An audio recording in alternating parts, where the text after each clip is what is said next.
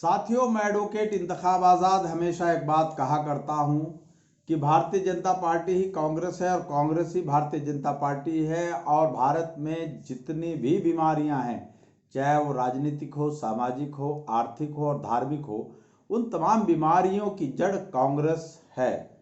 यानी कांग्रेस ने लोकतंत्र को, संविधान को घुन की तरह चट किया और जोंक की तरह भारत के मूल निवासियों का खून चूसा।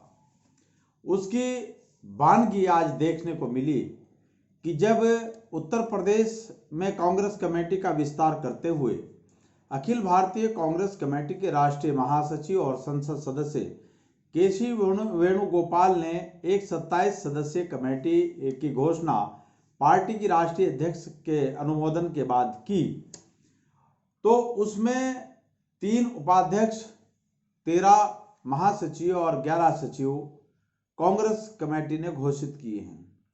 कमाल की बात यह है कि मुसलमानों के वोट से कांग्रेस को मोहब्बत है, लेकिन मुसलमान अच्छे पदों पर जाएं, इससे कांग्रेस को नफरत है।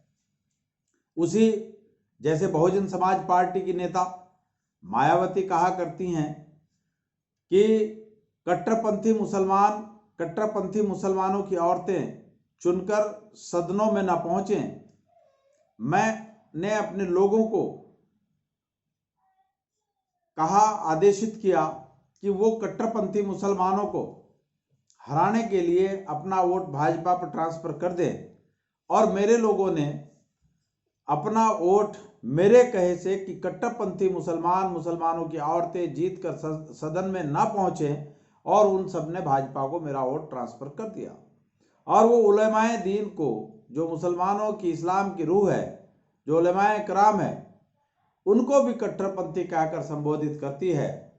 इसी तरह कांग्रेस का भी चरित्र रहा है, और वो एक बार फिर 30 मार्च 2021 को उजागर हुआ है कि 27 सदस्यीय कमेटी घोषित की, 3 उपाध्यक्ष, 13 महासचिव और 11 सचिवों में मात्र 2 लोग ही मुसलमान उसमें उन्होंने नियुक्त किए। एक शमीम ओझारी है और दूसरे अरशद अली गुड्डू।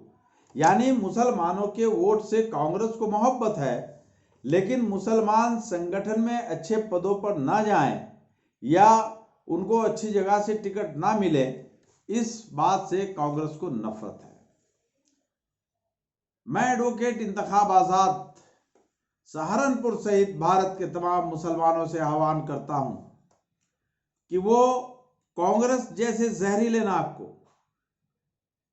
भारतीय जनता पार्टी की बड़ी बहन कांग्रेस को और उसकी बी टीम, सहयोगी टीम, यानी उस बसपा सुप्रीमो या बसपा का, कि जो गुजरात के अंदर जब मुसलमानों का कत्लेआम किया गया, वहां पर भाजपा के लिए प्रचार करने पहुंची। 370 अनुच्छेद जब जम्मू कश्मीर से हटाया गया और उससे पहले मुसलमानों को वहां पर गाजर मूली की तरह काटा गया,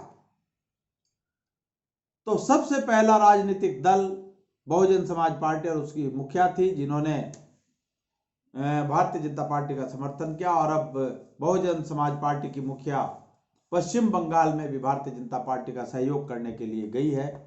यानी कांग्रेस, भाजपा और बहुजन समाज पार्टी, ये तीनों के तीनों दल मिलकर भारत के बहुजनों का, भारत के मूल निवासी समाज, विशेषकर मुसलमानों का सत्यानाश करने पर तुले हैं।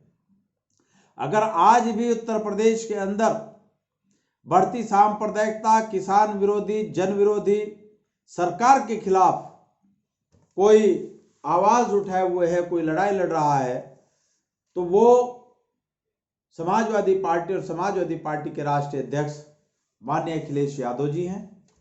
वो बढ़ती सांप्रदायिकता, महंगाई, बेरोजगारी और किसान मजदूर यानी जन विरोधी सरकार के खिलाफ आज भी आंदोलन कर रही है।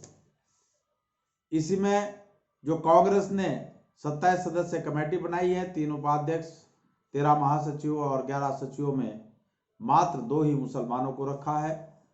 मैं कांग्रेस के इस फैसले का घोर विरोध करता हूं, उसकी निंदा करता हूं और मुसलमानों से एक बार फिर पुनः अपील करता हूं कि कांग्रेस और बहुजन समाज पार्टी का वो कंप्लीट बहिष्कार करे और एक जो समाजवाद का परचम बुलंद किए हुए हैं उसका समर्थन करते हुए माननीय अखिलेश यादव जी के हाथों को मजबूत करें।